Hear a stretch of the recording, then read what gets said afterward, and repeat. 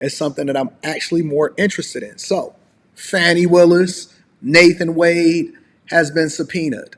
Now, I personally thought that this would be over. I thought that they would just do an investigation from the state to try to figure out whether or not this chick was out here finessing and, trying to put, because even if they did an investigation, you know, they would only try to put safeguards in place for it not to happen again, as far as them overfunding and unauthorized funds being used to give it to whoever it is that she's busting it down, right? So, she's alleged to have a boy toy. Her boy toy is Nathan Wade.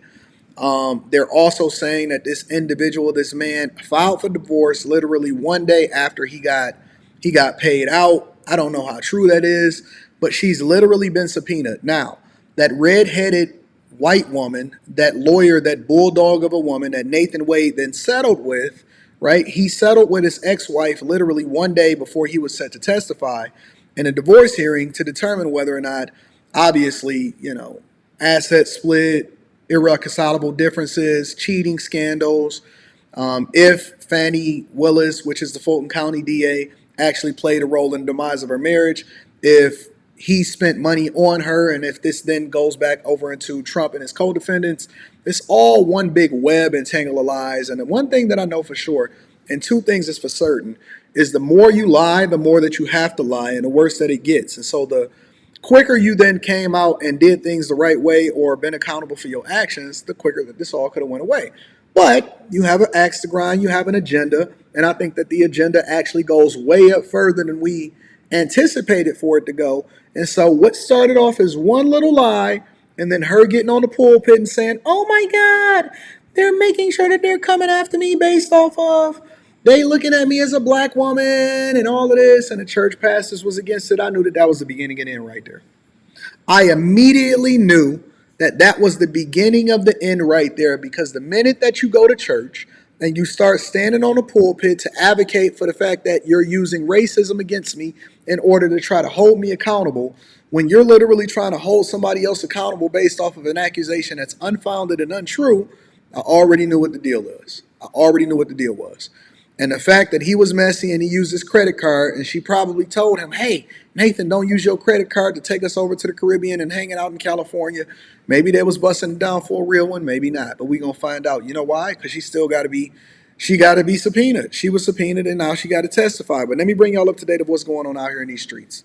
New this hour, Fulton County District Attorney Fani Willis and one of her top prosecutors in the Georgia election interference case against former President Donald Trump are headed to court. These two have been subpoenaed to testify now at an upcoming evidentiary hearing. That hearing will examine the allegations that the two, Fani Willis and the prosecutor, were involved in an improper relationship while investigating the former president. ABC News investigative reporter Olivia Rubin is following this. Olivia, obviously, this is not an investigation into the propriety of their relationship, but whether public funds were diverted, whether it impacted this case. What's the latest here? Exactly, Terry. Sources I have spoken to, down in Fulton County, all say it comes down to the money. Were they involved in a relationship? And that's why he was paid over $650,000, which... Let's stop there for a second. Let's get away from the ethics. Let's get away from the divorce. Let's get away from the prosecution of Trump. Let's get away from all of that. What do I say here on the Millionaire Morning Show every single day, no matter what we talk about? Whether we talking about a murder for hire plot, whether we talk about a political coup, whether we talk about the migrant crisis, whether we talk about the rent moratorium, whether we talking about a new company that's IPOing, if we talk about what's happening in these layoffs, what do I say on a regular basis is the foundation of this show? Two things. You guys are the show, because there would be no me without you. And the second thing is, it always, in every single situation, it does not come down to love. It does not come down to an agenda. It comes back down to the money. And the first thing that she said, and the first thing that y'all saying inside of the chat, is exactly what she just led off on this story with. A relationship, and that's why he was paid. Comes down to the money. Were they in... Sources I have spoken to, down in Fulton County, all say it comes down to the money. It always comes back to the money. See, it's very difficult to trace down whether or not you was getting bust down. It's very difficult to trace down an accusation or a mindset. Give me a second, y'all. Are they involved in a relationship?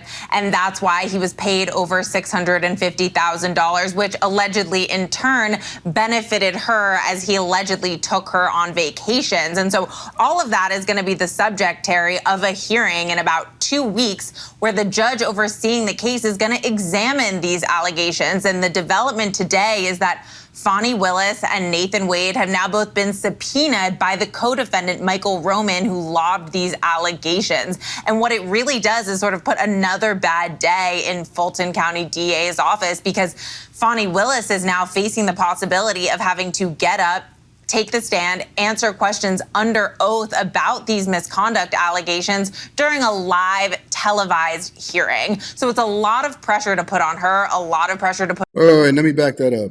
See, I know a lot of y'all thought that I wasn't going to forget to unmute. I didn't. I didn't forget to unmute. Let me back this up really quickly because it was a detail that I missed here that I really, really want to make sure that I captured. I'm a C student.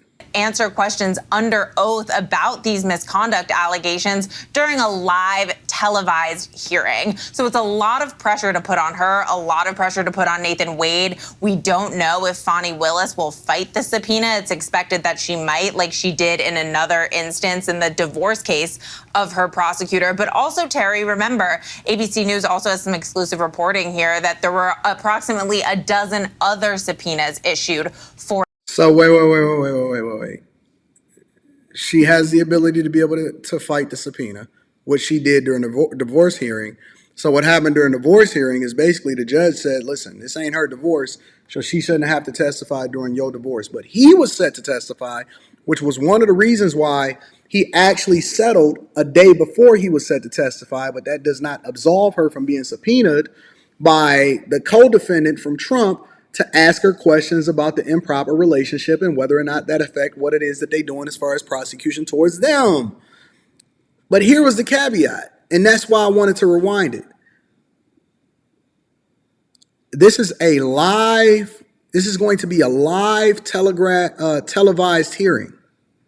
Let me just rewind that one more time just to make sure. Fight the subpoena, take the stand, answer questions.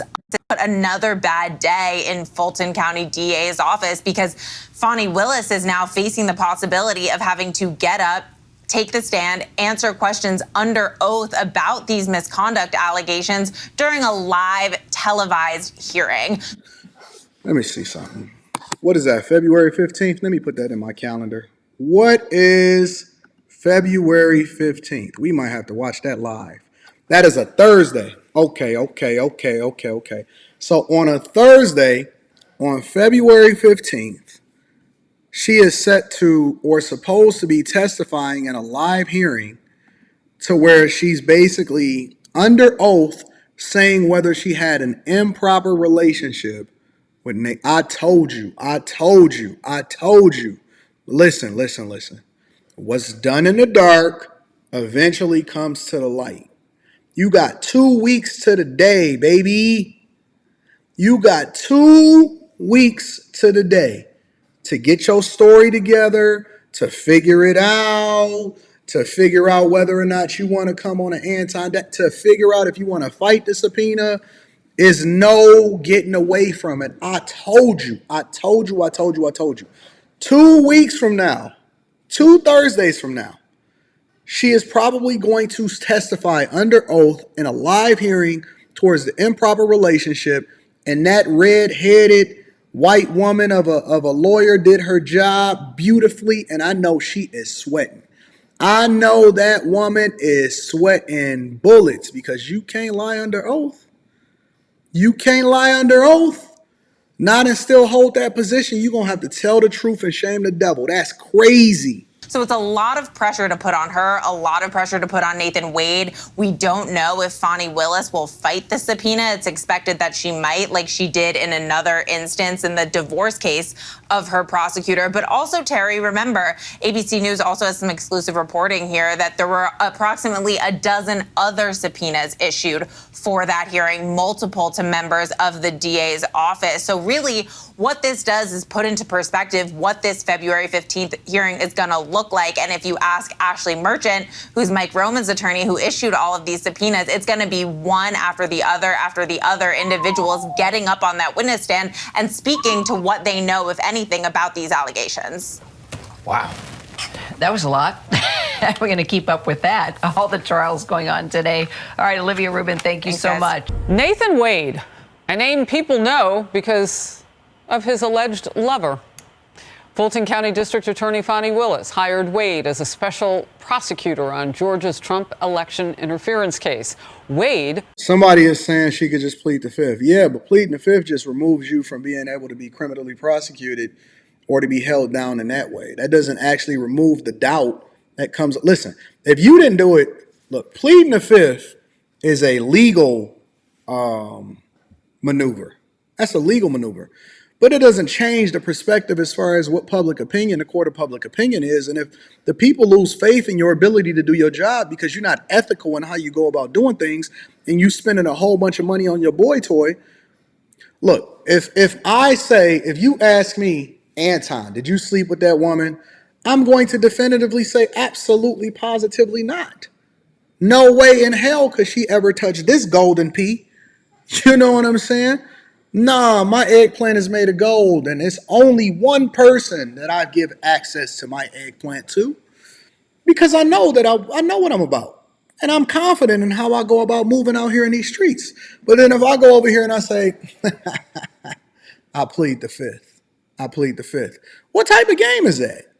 What type of game? See, if it wasn't nothing to it from the very beginning, if she knew the ramifications, because the one thing that you don't do, one thing I know that women won't do is they won't try to fumble their bag on purpose. And so if they see something coming, and with her being a Fulton County prosecutor, I'm sure that she's intimately familiar with the law. If you see something coming, then ultimately you have to say something. But what she chose to say was at the pulpit of the church, and it wasn't to the people that she served. Because let me be clear, the church don't pay you. The taxpayers do. The church don't pay you, the taxpayers do. So if a person asks you, or a taxpayer, or the people that you're actually supposed to be speaking to, instead of running in the Victim Olympics, but addressing it fervently and directly by saying, listen, man, this is bull crap. I ain't sleeping with nobody. I paid them the way that they were supposed to be paid. He was doing a phenomenal job. I thought that he was the best person for the job, and that's why he got the majority of the contract and the billable hours.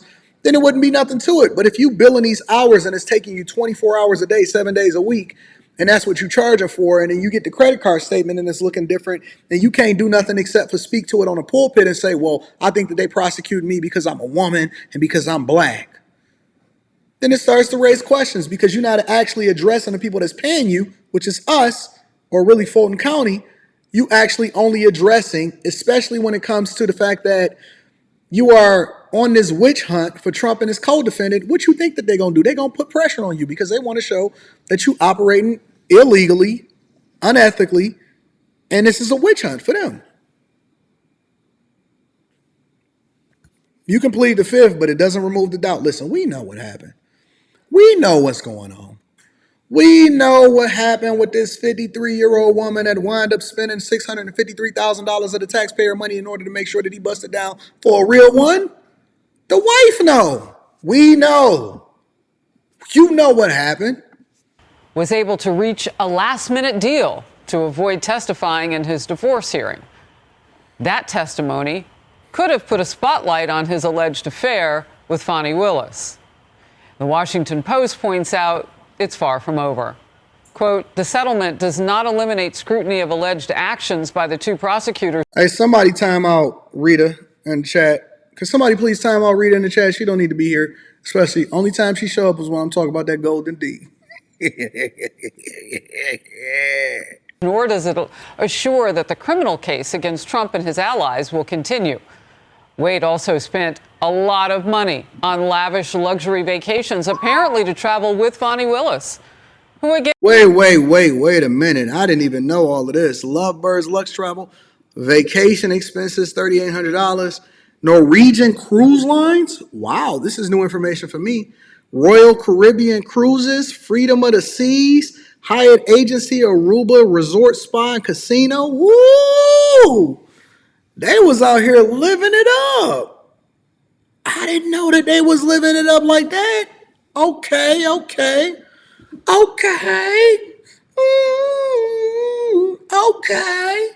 Wow. She must have been throwing it back like a real one. Okay. Okay. Again, hired him. He made $650,000, according to published reports.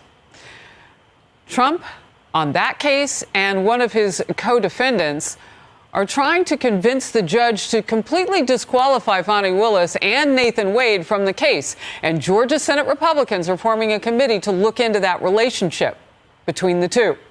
Jason Chaffetz with this on Focus yesterday. The public's right to know far outweighs this. I found it very interesting that Nathan Wade, evidently, according to the report I read, filed for divorce the day after he got this lavish $600,000+ contract. And he the one that now we know that women are usually the ones that file for divorce. That's what statistics say. Statistics say that women are usually the ones that file for divorce. So you telling me the day after he got the contract, he was like, no, I don't want to share none of this with my ex-wife. I don't want, well, she wasn't an ex-wife at the time. She was just a wife. But the minute that he got that contract, somebody in the chat said, how much can a 53-year-old woman throw it back? You'd be surprised.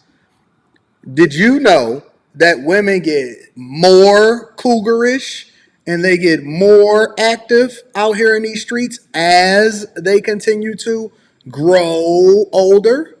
Absolutely. Absolutely. They may be a little bit more nimble when they're younger, but they're a lot more cougarish when they get older. And listen, Fani, she may not be doing no exercises at the gym, but she sure was throwing it back on the seat. Got the boat rocking back. Rock the boat, rock the boat.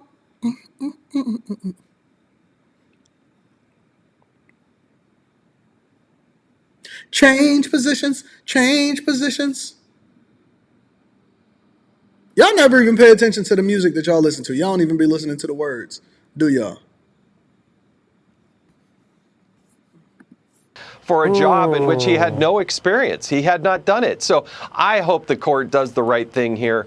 The public has the right to know, particularly in this high-profile case. Phil Holloway, former assistant district attorney, retired U.S. Navy, former police officer and legal advisor to Georgia's Sheriff's Department. So, Phil, you wrote this op-ed. I mentioned it earlier as we were going to commercial break. And it says this in part: will Fulton County's RICO case against Trump die a death of 1,000 cuts? What did you mean? Well, this has officially, Harris, become a public relations disaster at a very minimum.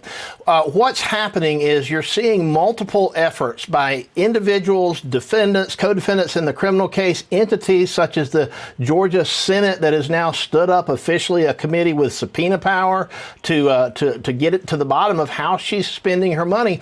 And so what they're looking at is whether or not she carried out her job duties, her oath of office, exercised her prosecutorial discretion in a legal or an illegal way. Did she spend taxpayer money in a way that was designed to further her own personal interest in the form of allegedly getting like a kickback after steering a no-bid contract to her alleged lover? Or did she also perhaps use money in a way that advances a political agenda by using federal funds that in the form of grants that funded travel by Nathan Wade or perhaps other people to communicate with the White House and do that sort of investigative technique that really I think is probably a bit too far. It's probably improper to be bringing Joe Biden's White House into this at all. So these are the... Nope, it's not improper to bring Joe Biden's White House into that at all. Is that the building permit? Huh? Oh, okay.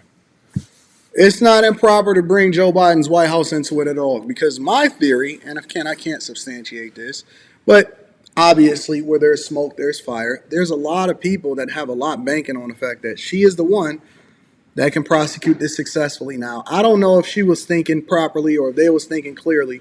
Because, listen, once you start getting that box, it's a little bit different because you start not thinking, you don't think things through. He using his credit card and all of this stuff. It get weird, right? It get a little weird. And so when you're not thinking clearly, you tend to do things that you wouldn't normally do.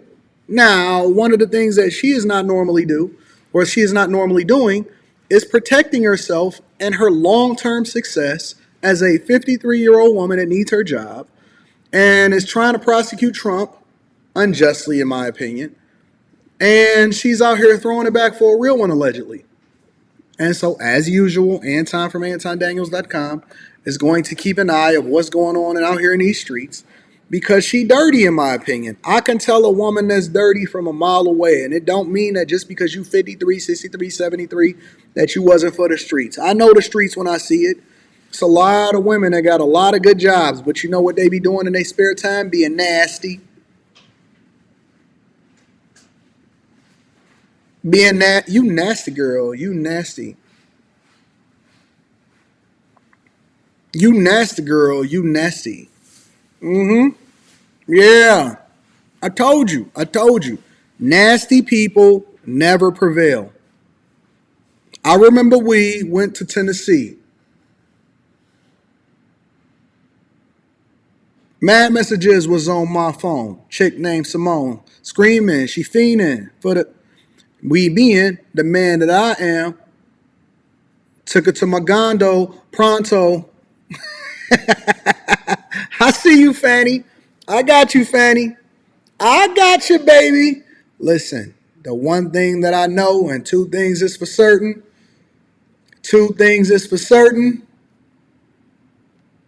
Eventually, what's done in the dark is going to come to the light. Eventually, what's done in the dark is going to come to the light. Yeah. See, a lot of y'all don't know some of these songs. This was a little bit before your time, but, me being a hip-hop head that I used to be, I am familiar with what's happening out in these streets. I was a little bit more, immersed in the culture, but I got you.